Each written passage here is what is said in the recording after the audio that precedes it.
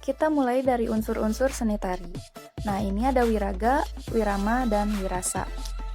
Ketiga-tiganya ini adalah unsur-unsur yang paling utama. Yang pertama dari wiraga dulu, dia memiliki dua unsur gerakan, yakni gerakan biasa atau gerakan murni, dan gerakan maknawi. Gerakan biasa ini merupakan gerakan yang tidak memiliki maksud tertentu. Sebaliknya, gerakan maknawi ini memiliki makna yang mendalam serta terdapat maksud tertentu. Yang kedua ada wirama.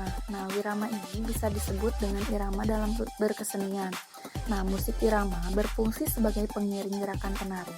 Dalam suatu tarian, tanpa adanya musik, maka suatu tarian tersebut tidak akan memiliki makna.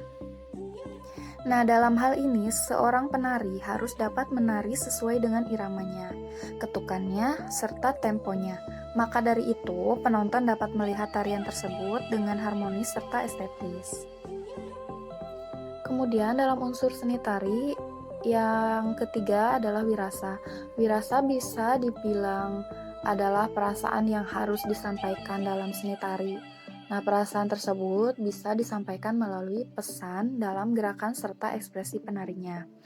Seseorang penari harus dapat menjiwai serta mengekspresikan tarian tersebut lewat mimik wajah serta pendalaman karakternya. Nah, itu dia unsur-unsur dari seni tari, wiraga, wirama, dan wirasa. Ketiga-tiganya ini adalah unsur penting dalam pembuatan karya seni tari. Selanjutnya ada elemen-elemen dasar komposisi tari. Yang pertama ada gerak. Gerak dalam tari secara kedalaman memiliki media ungkap dari pernyataan dan ekspresinya. Dalam tarian, gerak merupakan unsur baku yang terdiri dari tenaga, ruang, dan waktu yang saling berhubungan erat dengan unsur-unsur seni tari, yaitu wirasa, wirama, dan wiraga. Yang kedua ada musik.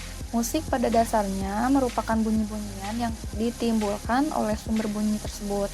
Nah, jenis musik yang teratur disebut ritme, sedangkan yang tidak teratur dapat disebut dengan bunyi saja. Kemudian ada desain lantai. Nah, desain lantai ini merupakan garis-garis yang dilalui oleh penarinya, yaitu disebut desain lantai. Nah, gambar desain lantai ini dalam pengertian lain adalah garis yang dibentuk oleh formasi penari kelompok. Nah, secara umum itu, desain ini terbagi ke dalam dua bagian, yakni desain garis lurus dan desain garis lengkung. Kemudian ada dramatik. Dramatik di sini sesungguhnya adalah menjadi unsur yang menghidupkan suatu tarian. Unsur dramatik biasanya menjadi bagian kesan suatu komposisi tari atau koreografi secara keseluruhannya.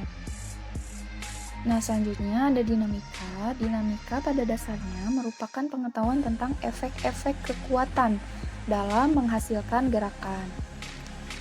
Kemudian ada tema. Tema di sini dikembangkan mulai dari konsep yang dibimbing secara awal dan mendasar oleh pengajar, instruktur, dan tenaga ahli koreografinya. Yang ketujuh, ada rias dan busana. Nah, rias dan busana ini pada prinsipnya merupakan pendukung dalam tarian.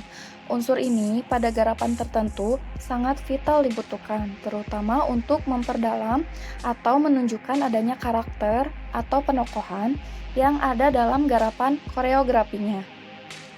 Nah, yang kedelapan ini ada properti. Nah, properti ini merupakan semua peralatan yang digunakan atau bahan pendukung dari dan untuk pementasan seni tari.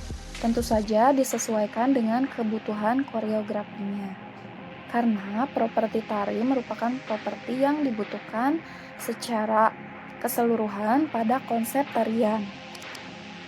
Yang kesembilan ada komposisi kelompok. Pada tari garapan solo atau tunggal dan duet atau berpasangan, komposisi kelompok yang digunakan sederhana dibandingkan dengan komposisi garapan 3 orang atau lebih.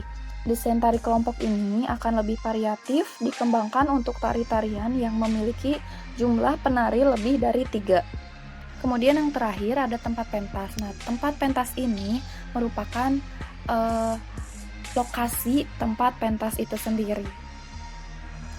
Nah, itu dia penjelasan tentang unsur-unsur seni tari dan elemen dasar komposisi tari.